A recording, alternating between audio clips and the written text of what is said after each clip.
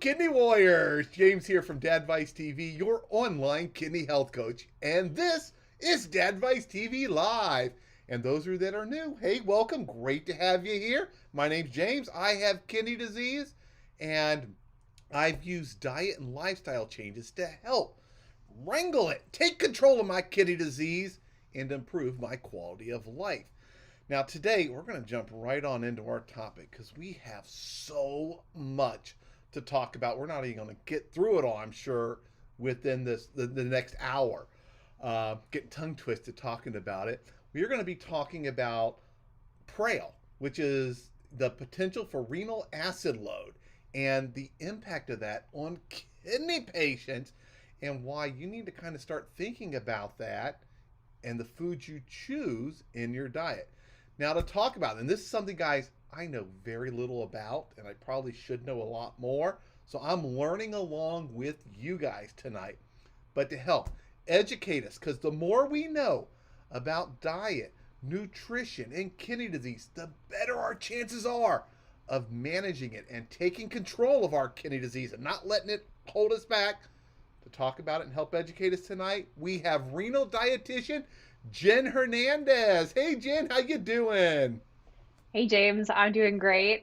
We were just having a really engaging conversation of our own, and so I'm really excited to roll right into this, talk about PRAL with you guys tonight, because this is a huge topic that is not nearly talked about as much as it should be, because this is just so important when it comes to kidney health, and I cannot wait to dive into it with y'all.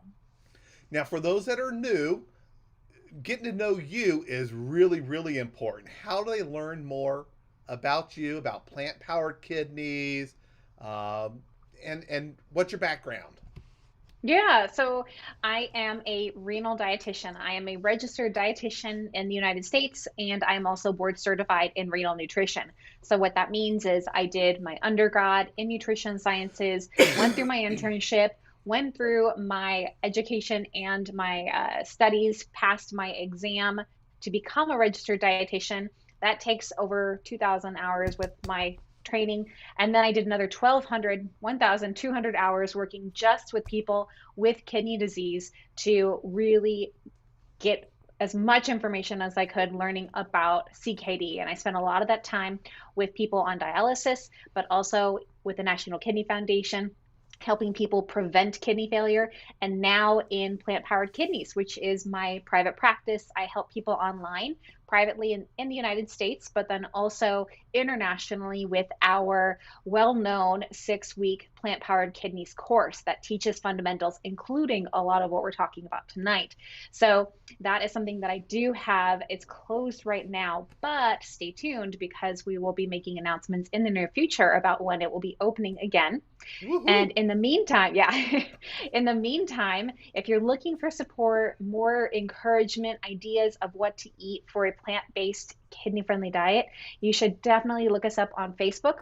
We have a strong and positive group on there. It's Plant Powered Kidneys, and all you got to do is answer the questions so I know you're not a robot. And then you can get in the group to be part of this community of over 30 something 3,500 people, I think, 3,500. Awesome. Yeah, it's a big group growing, but the number one thing we have is stay positive and support each other. So we are not looking to be negative or tell people they can't do something because we know that everybody's different when it comes to their own renal diet. And it's not for us to judge, it's for us to share ideas that might work for somebody else. So that is where you can find us on Facebook. If you want to get ideas for recipes from me, you could also find me on Instagram at plant.powered.kidneys. And that's where I share some tips about the things we talk about here. I share easy recipe ideas. I will jump on story and share with you guys what I have in my pantry or what I'm making for lunch, for different ideas. So that's another place that you can find me to learn more about the renal diet. Awesome. And for everyone out there, today's show is packed with so much information. Jen also put together an incredible blog post about today's topic. It lists lots of foods and different categories that we're going to talk about. and all sorts of great stuff. It's on plantpoweredkidneys.com.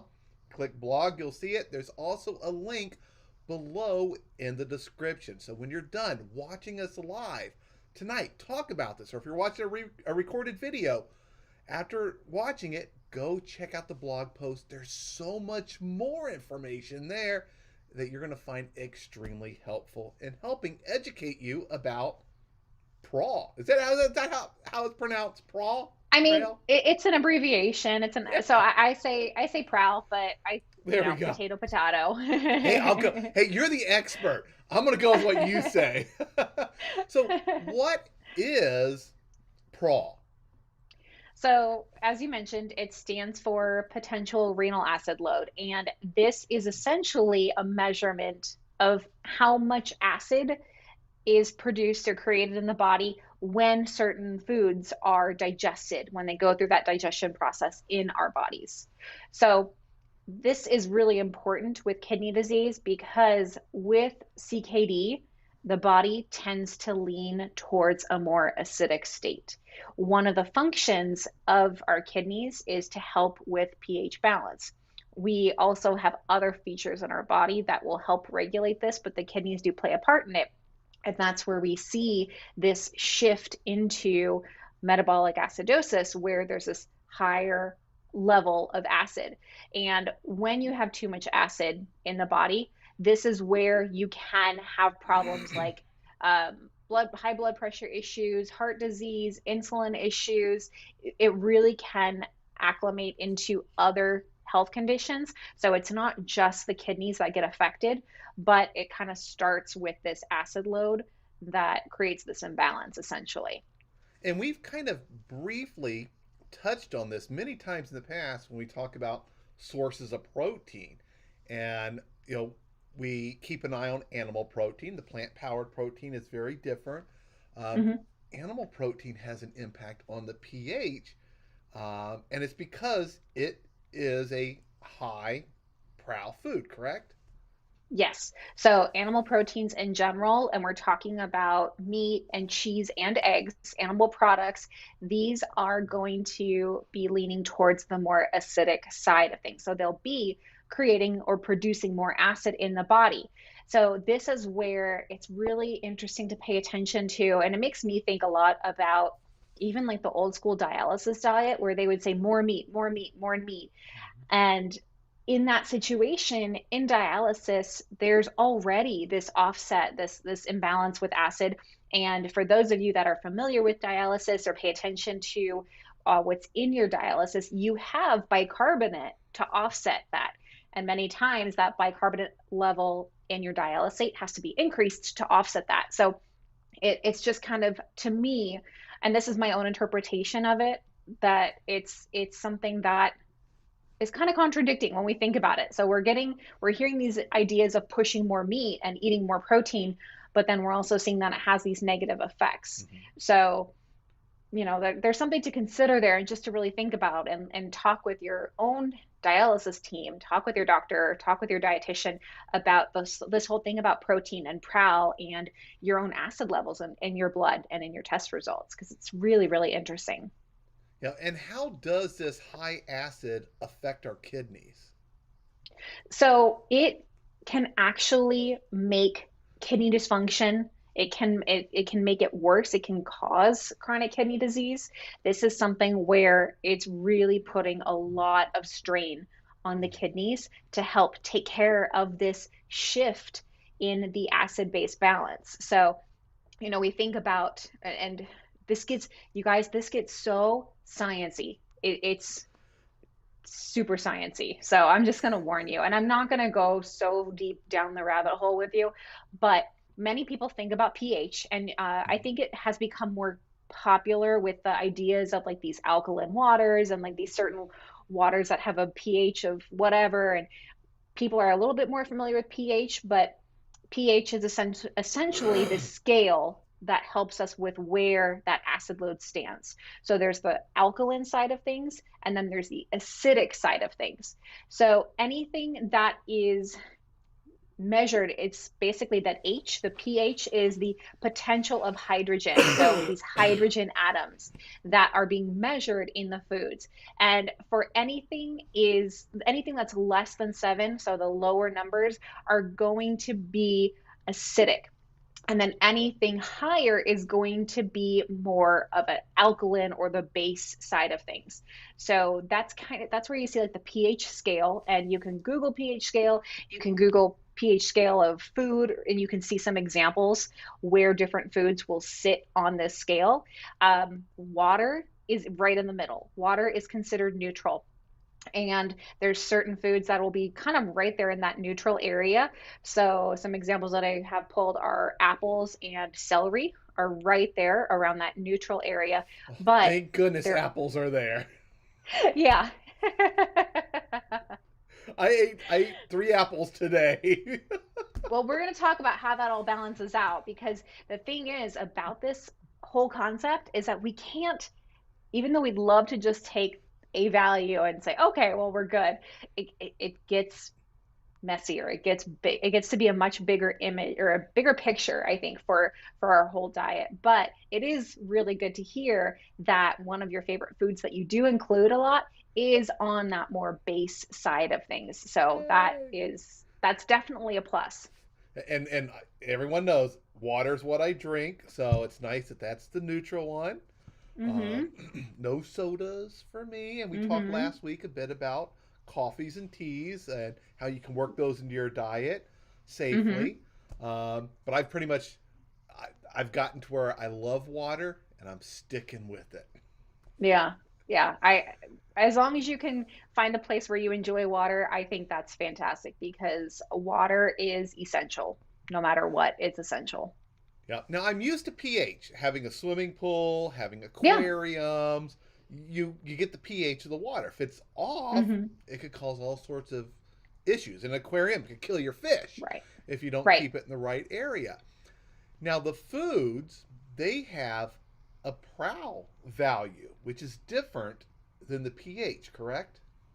Yeah, it's essentially determining it was completed by researchers, and this was started back in 1995. So this has been around for a long time. It's just become more evaluated and implemented with a lot of practice to see how the effect is really making an impact for people, especially with CKD.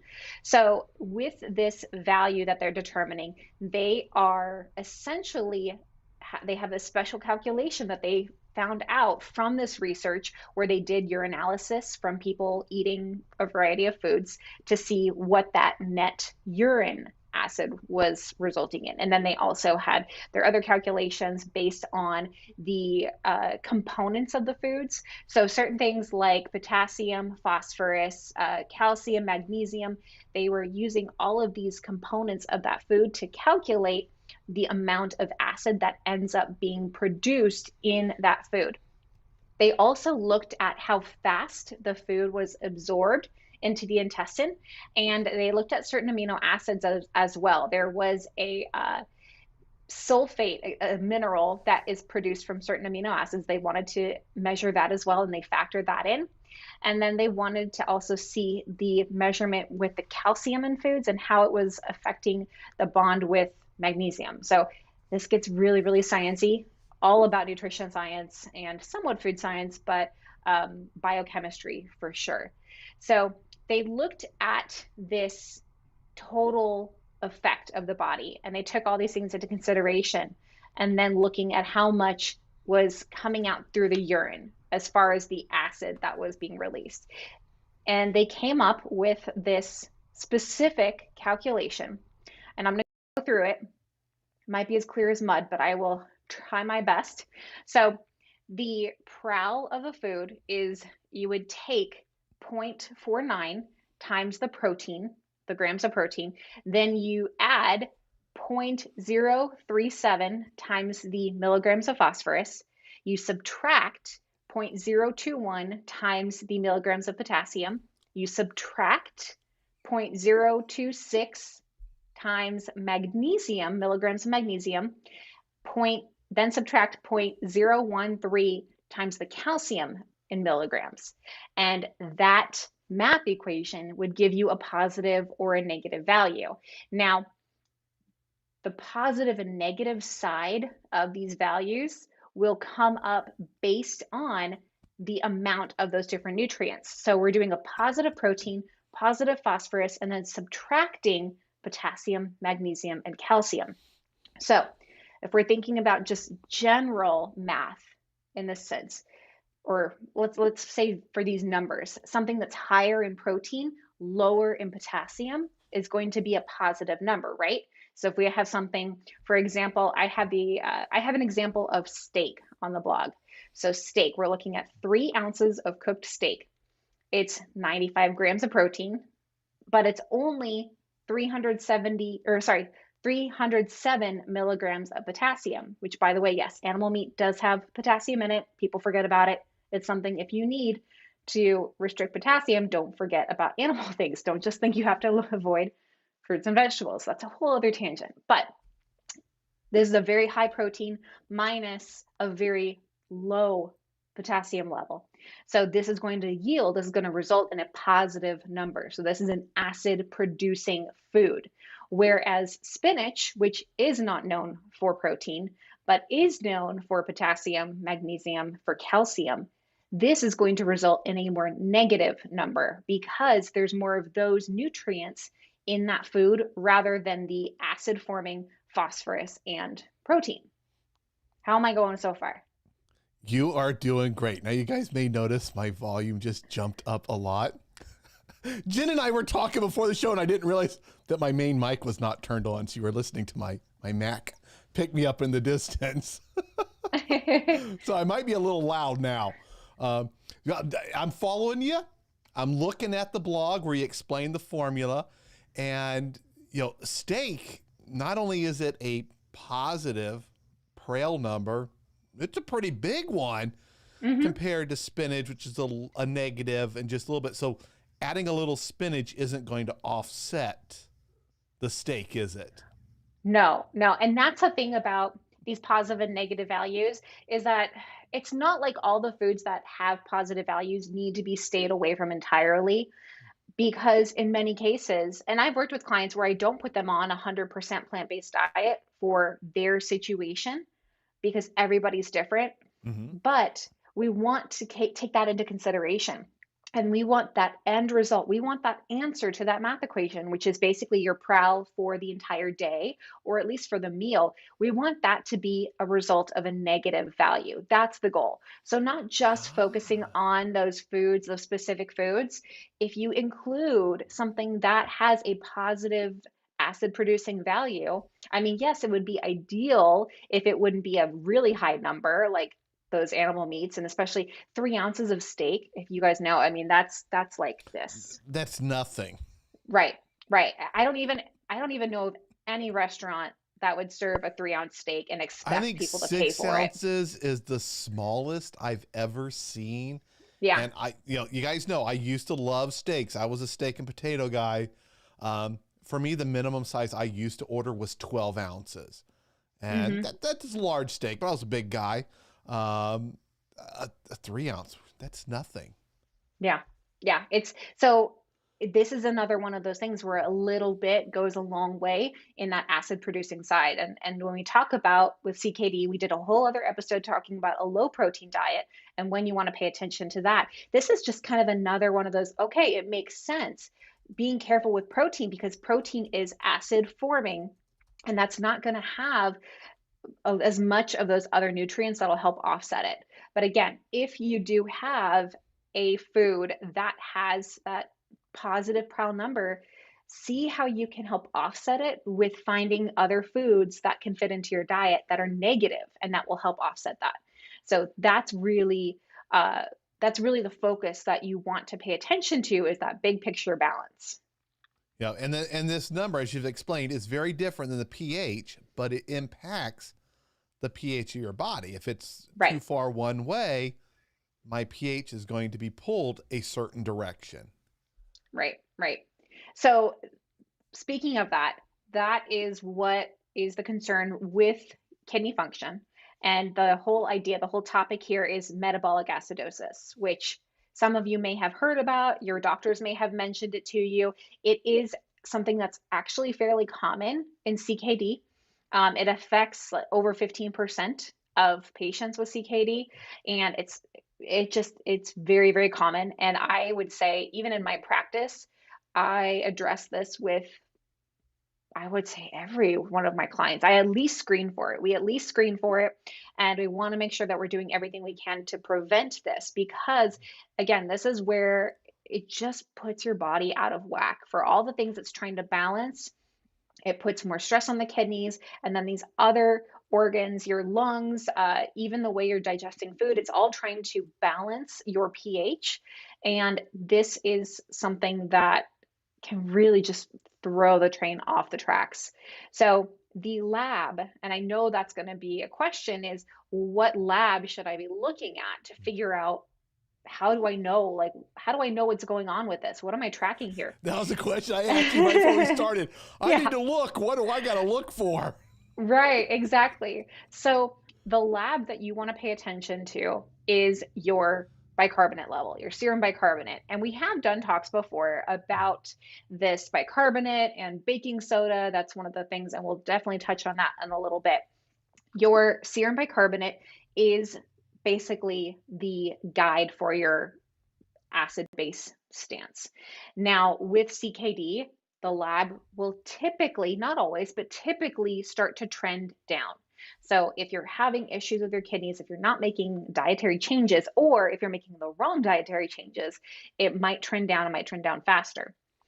Now, to offset this, this is where we focus on the PRAL and focus on including more foods that are negative and will help push it up. So I talk with all of my clients about what kinds of foods can we get into your diet that you'll enjoy, number one, but number two, also help benefit this acid-base balance that your kidneys are fighting. Your body is fighting, trying to prevent this from happening.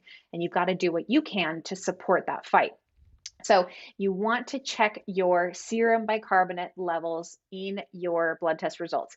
This will be typically found on your either basic metabolic panel or comprehensive metabolic panel. That's where you're going to see the serum bicarbonate levels. And that's what you'll want to talk with your doctor about if they haven't talked with you about it already, because this is a really great conversation starter to really assess how your kidney function is looking and to keep an eye on that. I'm pretty biased and I'll say all the labs when it comes to like the renal function is important to look at, but this is definitely one that I would say you want to at least bring up in conversation with your doctor to kind of get that conversation started. So Yep. typically, I'll say it one more time because I see some questions.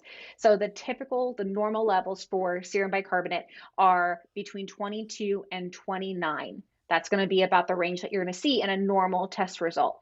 Now, the metabolic acidosis, this losing battle of this fight, is below 22. That's where you're going to see that come up.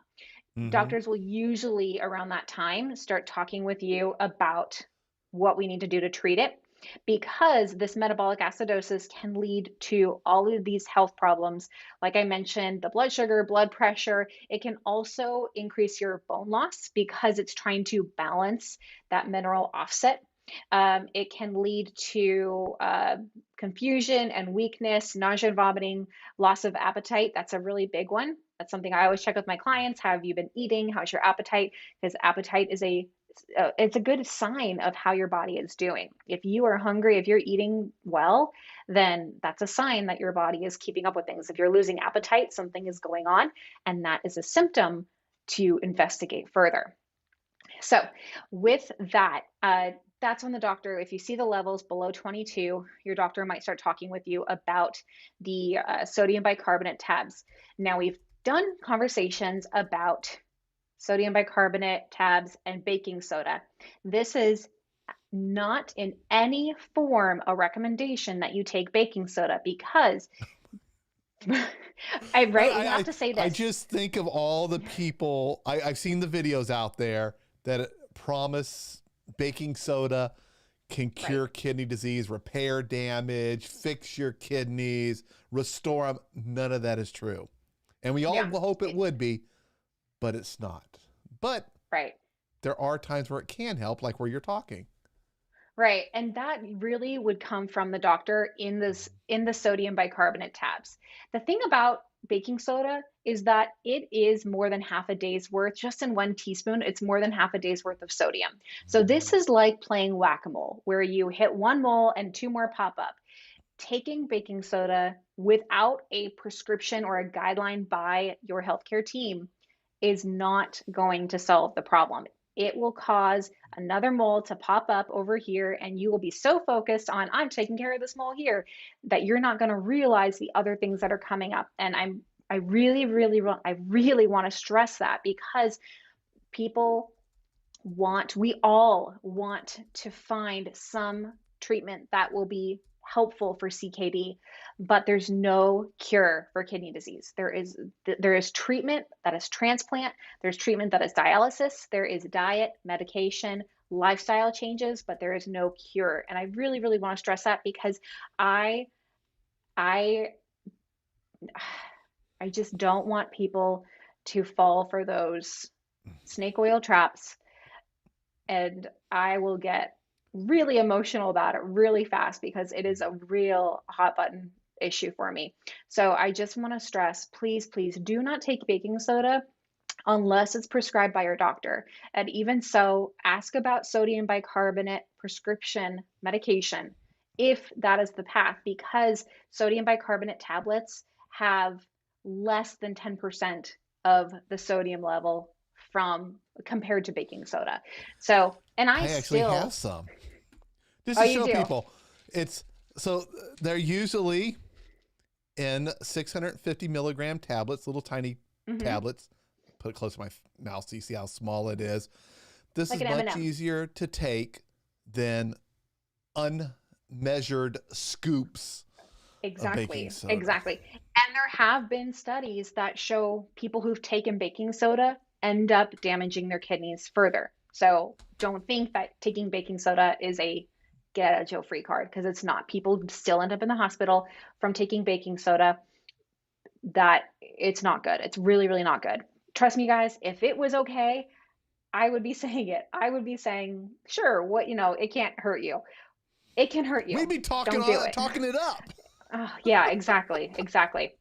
So please, please talk with your doctor about the treatment that you would need. Personally, when I talk with my clients about it, we always start with food. And I'm going to kind of bring it back to the PRAL thing. That's why we start diving into PRAL. We start talking about the foods that have a positive result because of the negative number. That's what we're looking at here. So by focusing on the diet first, you potentially can avoid the medication entirely, and you don't need to worry about it.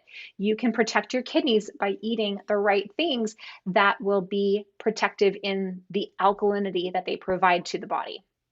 Yeah, and just to kind of back that up and support it, it is so much easier as a person, believe me, I've Hmm. been there, to eat the better foods to address issues as best as you can than to take a pill. And when it comes to sodium bicarbonate, if your doctor prescribes it, they're also going to give you some pretty strict guidelines for when to take it, because taking it and then eating food, oh, that's not a good thing.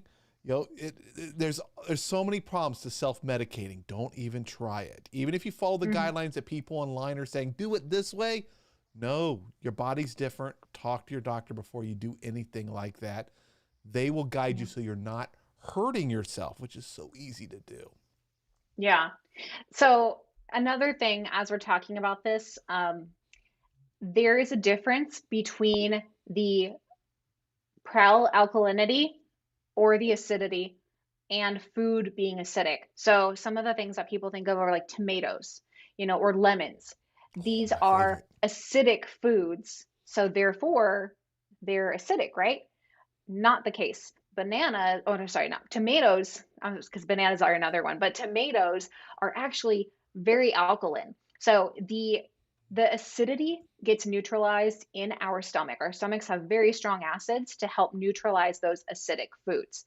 That is a different type of acidity that we're looking at here. So we're not focusing on how acidic that food is. We're looking at the production. We're looking at what it does to the body after it is digested, metabolized, and what comes from that. So it's not the food itself, it's the result of the food itself.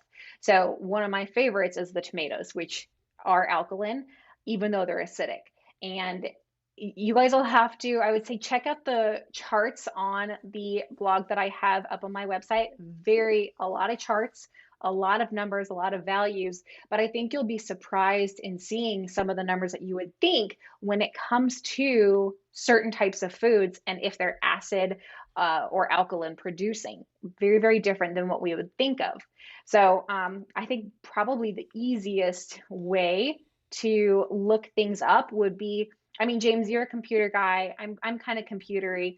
If you do Control F when you're Yep. on the blog, or you do Command F If you're a Mac and you user. type in, if you're a Mac user, and you type in the food that you want to look for, you can do that, and that can help you. This is not a comprehensive list by any means, because that would essentially be the USDA database. That Exactly. would But be it it. is an extensive list of Yes. pretty much the common foods that you guys are eating and I'm eating. They're probably Hmm. in the blog, tells you what group they fit in and the PRAL value. Hmm. So since you're there, do you see any, James, that are like kind of off the top? You're like, whoa, I did not think that, for negative or positive. Oh, let's see. Okay, the numbers are sorted low to high. Wait, what is baking phosphate? That's baking powder.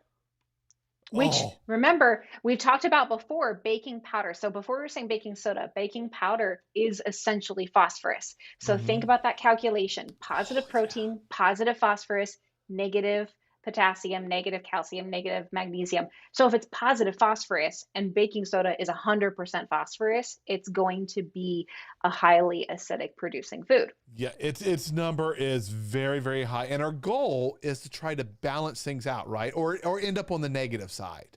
I always recommend, there isn't a certain number that says you will have X results if you reach this value, this number.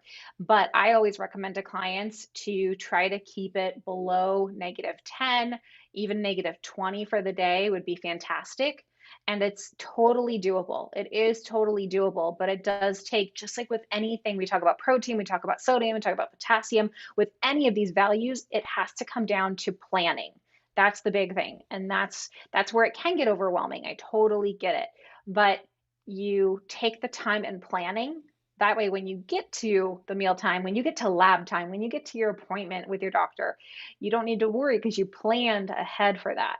So there's not a specific value we're looking at, but keeping it negative for the day, for the meal, that is an ideal situation. Yeah, and a lot of these numbers are really small, like a Right. 2 or a 4.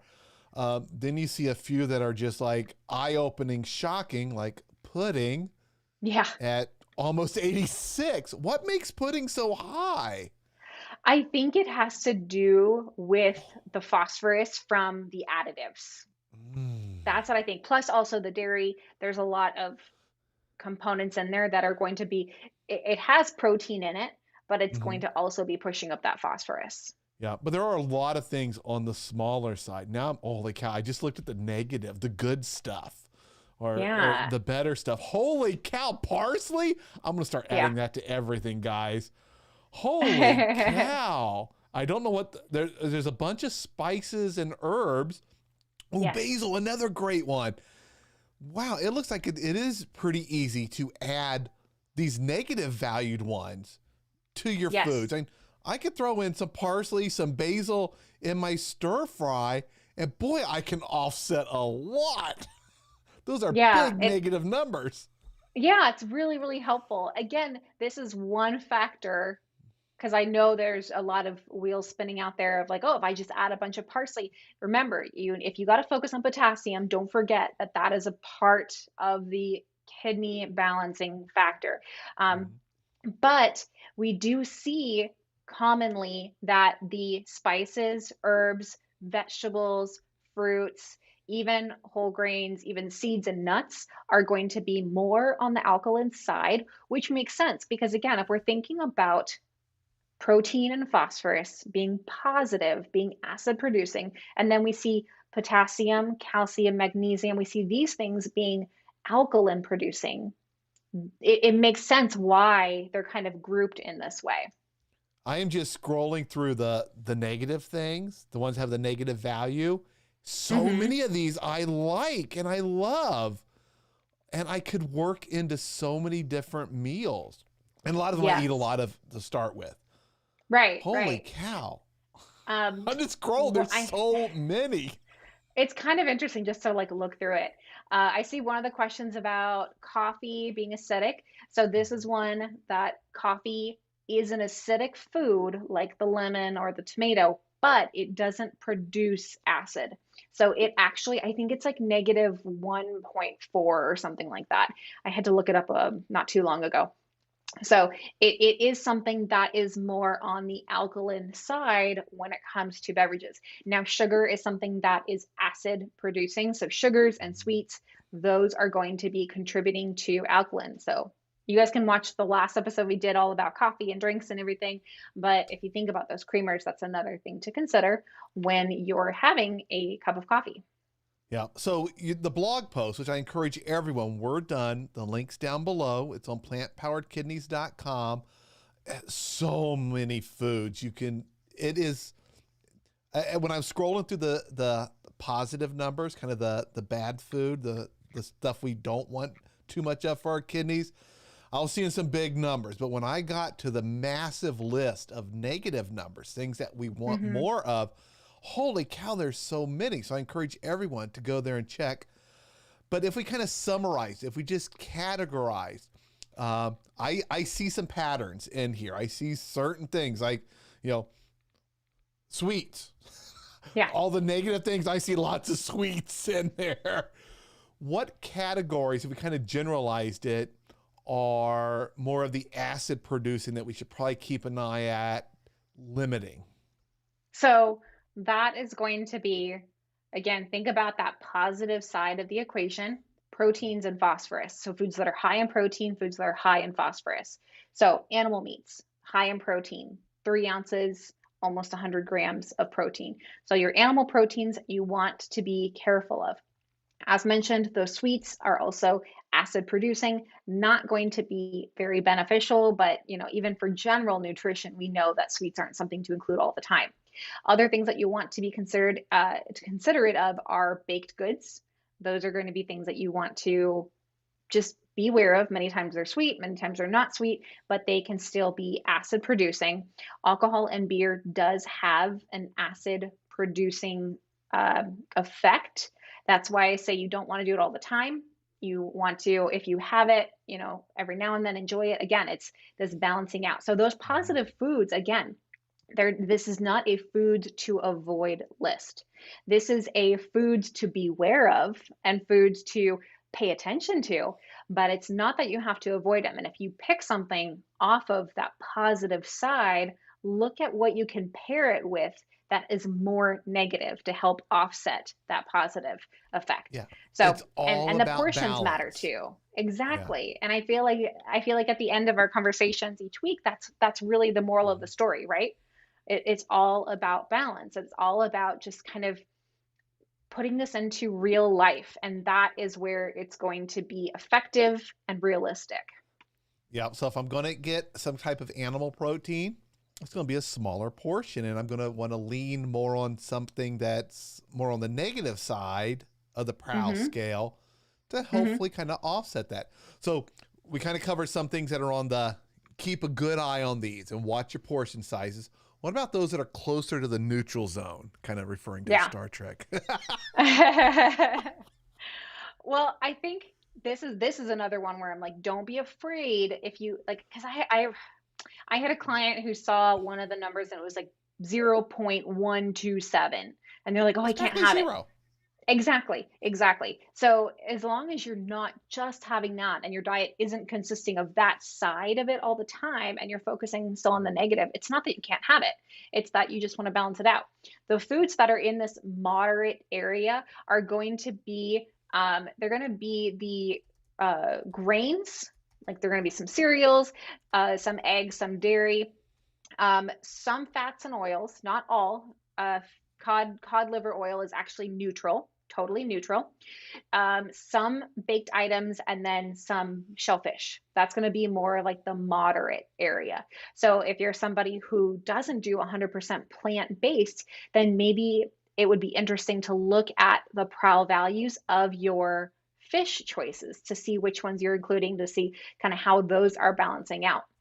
Now, the ones that are on the negative, the alkaline producing, the lower side The of things. good side. It's I it's mean, it's are negative, and it sounds like negative is bad, but on here, negative is more of the negative is better. positive. Yeah. Negative is positive.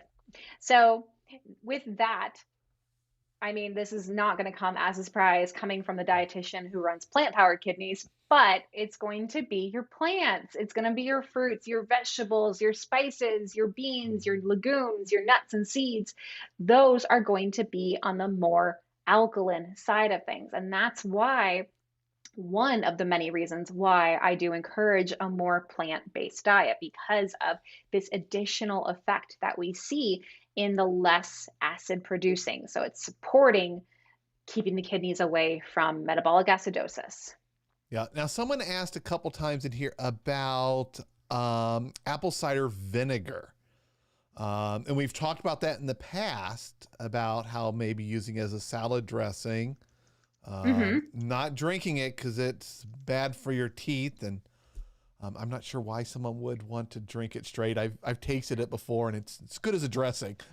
Oh yeah, I think it's great. Like some apple cider vinegar with Dijon mustard, and some olive oil. Perfect. I think that's really, really wonderful.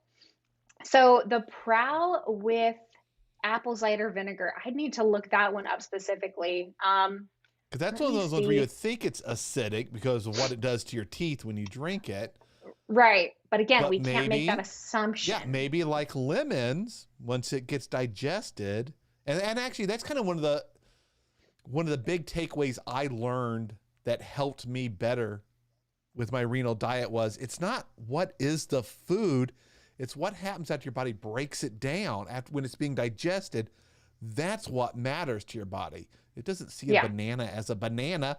It sees it as a Hmm. certain amount of potassium and other ingredients. Right, right. Which, by the way, bananas, super negative. So, keep that I in actually mind had a banana when. this morning for breakfast. That and a little bit of oatmeal.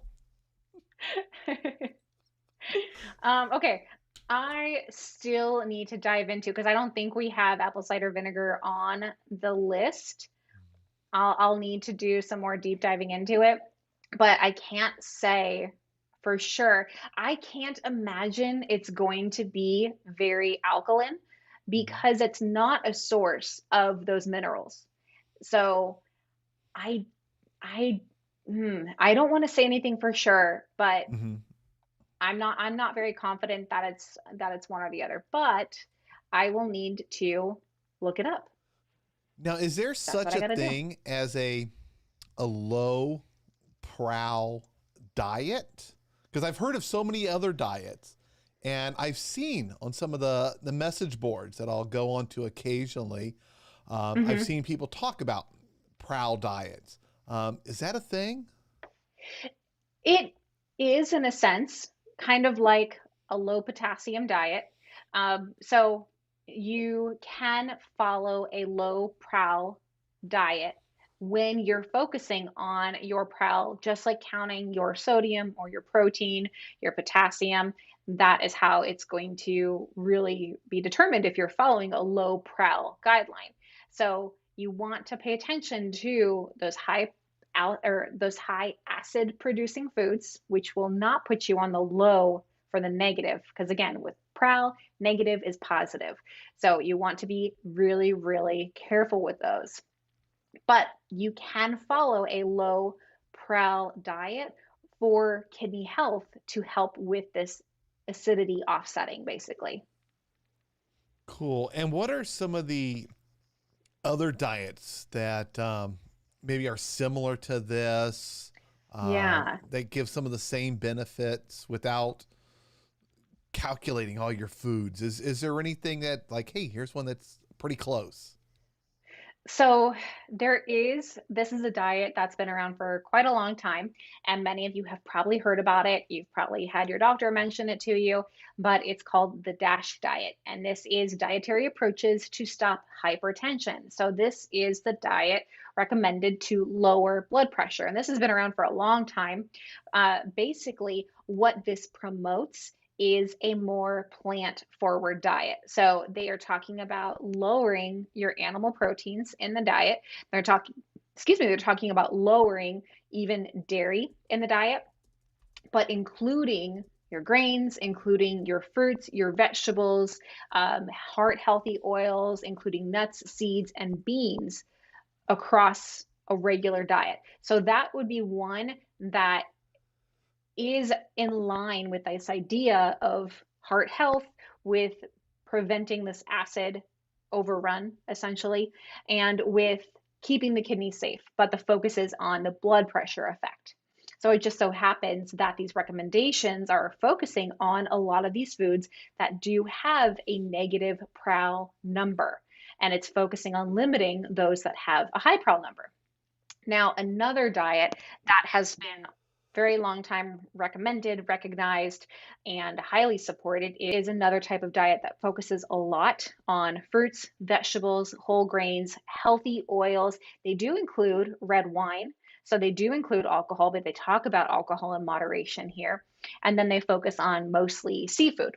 So that's even something that is still in moderation. And if you think about the old school food pyramids, those kind of variations, those bases were always still fruits, vegetables, whole grains. And that is what we're looking at, that they have a commonality with this lower PRAL diet. So it sounds like those of us with kidney disease, the PRAL rating or value is something we should, it's a good thing to be aware of and help us steer our diet in the better direction, especially if our kidney function is on the lower side, because that's where we tend to see the lower bicarbonate levels and things like that. Correct? Yeah, this is definitely something I feel a lot of people can have a benefit to. I also understand that when there's so many balls in the air with the renal diet, and we've talked about all those different factors of protein, potassium, sodium, carbohydrates, fats. We've talked about a lot of those kind of things. I understand that it can be overwhelming, and that's where I'm just going to do a quick plug. Working with a renal dietitian can help you with this process, because we are trained to look at your labs, look at your health situation, and we will help outline essentially a series, like a focus. Okay, this is the first thing we're going to look at. We're going to take care of this first, and then we're going to go into this. And it's not a method. It's not about going at all of it all at one time, because man, that would be overwhelming. And for everything going on with the kidneys, that's a lot of eggs to put in one basket and then hope that you get a magical result coming out of it. So if you are at that point where it's just kind of like another level, another layer of, oh, now I got to pay attention to this, it's definitely time to work with a dietitian. And I'm also going to say quickly another hot topic or a hot button item that I had to get on. Just because your doctor says you don't need a dietitian Oh. doesn't mean that that's the case. So, Yes, I see that occasionally on some Facebook groups. My doctor says I don't need to see a dietitian yet. My advice, guys, and you're here because you're listening to my story and we're listening to experts like Jen talk. It never hurts to talk yeah. to a dietitian to help get you on the right path to eating, because you control what you eat. This is one of those things that we as kidney patients, we have control over. So getting the expert advice and guidance from a dietitian is gold. That gives us one thing that our doctors can't really impact, but we can impact, because we're eating every day. We're eating meals. and a dietitian will help us make better decisions. You know, it's not like a no, you can't eat stuff if you go to see a dietitian. You're actually going to get to eat more stuff because they're going to teach you how to understand quantities and portion Yeah. controls. And yeah, if you want to eat that, here's what we can do so you can have some of that. You may not be able to Right. get the 24-ounce steak, but if you want to eat a reasonable amount, here, let's work with you and help you. So I encourage everyone, see a dietitian. Yeah. And there's all sorts of scams all over the internet wanting to take your money with cures, fixes, and flushes and all that stuff. Don't spend your money on that stuff. There is no kidney solution or any of that stuff out there that's going to work. They're just taking your money. Invest the money in yourself by working with a dietitian. It's so worth it. Yeah, and I'll also just say really quick that the sooner you see a dietitian, the more opportunities you have, because the closer you get to kidney failure, the more it becomes, instead of correcting what's going on, it becomes into managing what's going on and helping to prevent but not fix. Yeah, So you're the in triage sooner now. yeah. The sooner you can go see a dietitian, the better. You'll have more opportunities and you'll be able to do more rather than waiting until it's too late. And then it becomes a, well, let's see what we can do given the X amount of space that we have for a lot of restrictions and things that come up in later stages that we cannot just jump into. So please do not. I think nephrologists are fantastic. And I've worked with a lot of really great doctors who really know, just they know their stuff. And nephrologists are a specialist.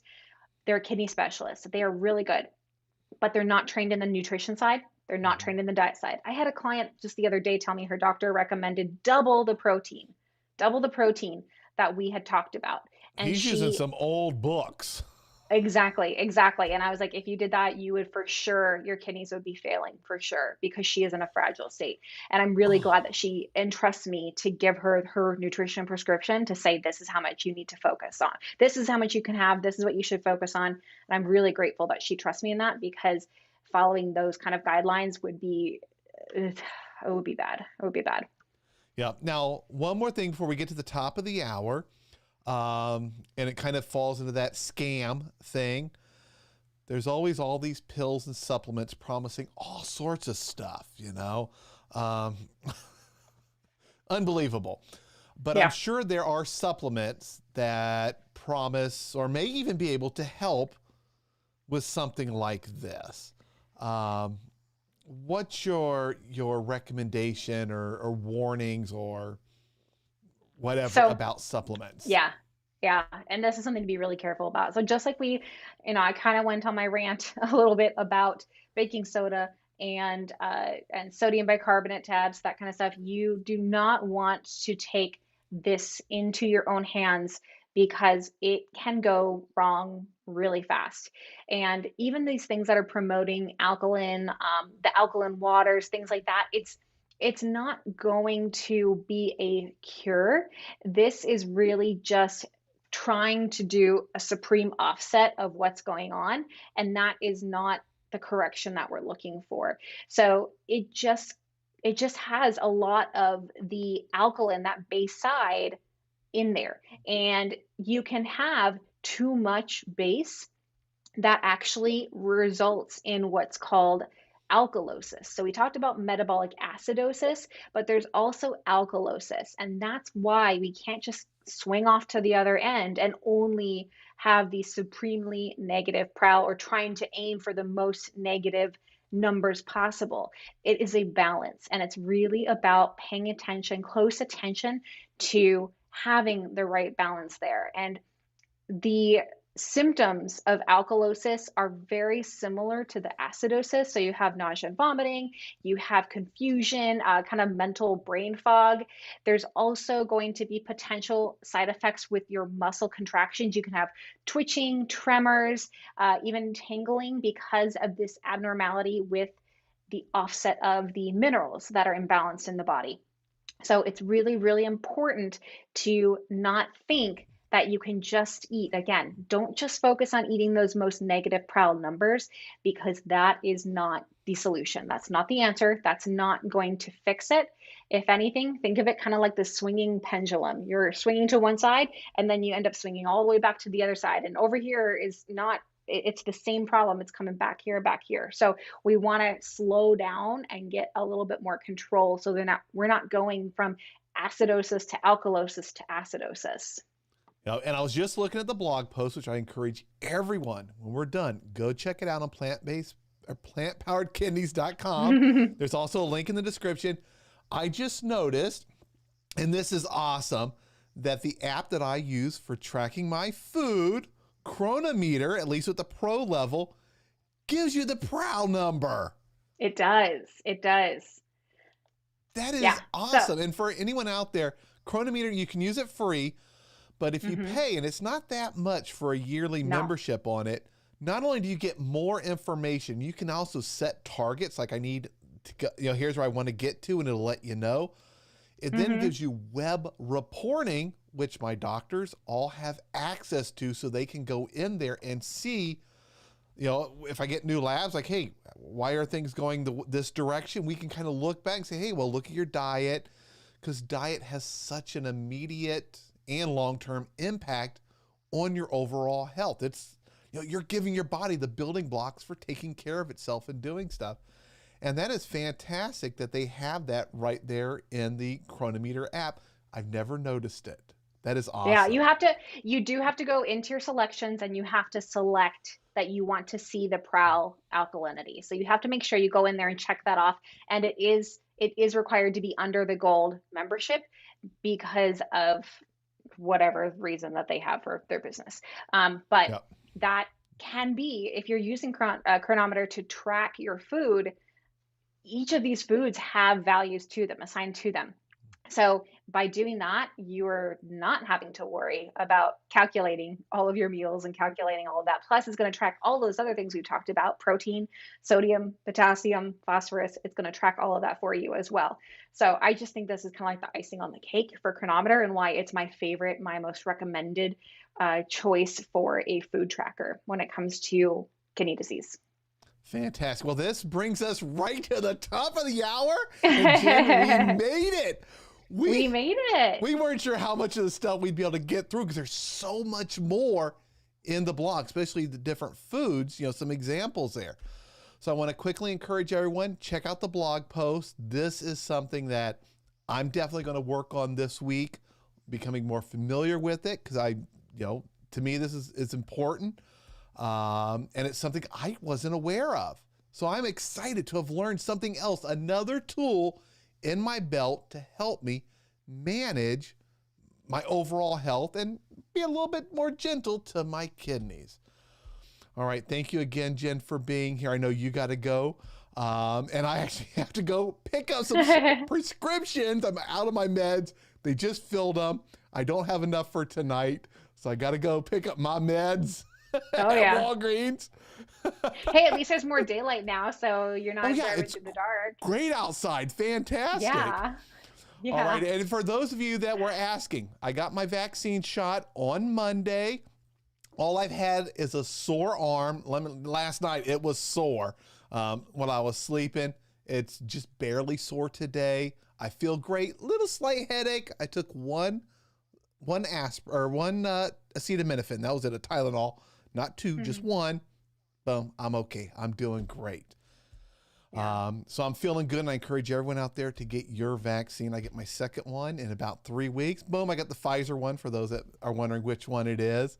Other than that, I will be back here in 2 nights on Thursday, and I look forward to seeing everyone there. And Jen will be back next Tuesday talking about more great information, because the more you know, the better your quality of life is while living with kidney disease. All right, everybody. We'll see you in the next video. Bye, y'all.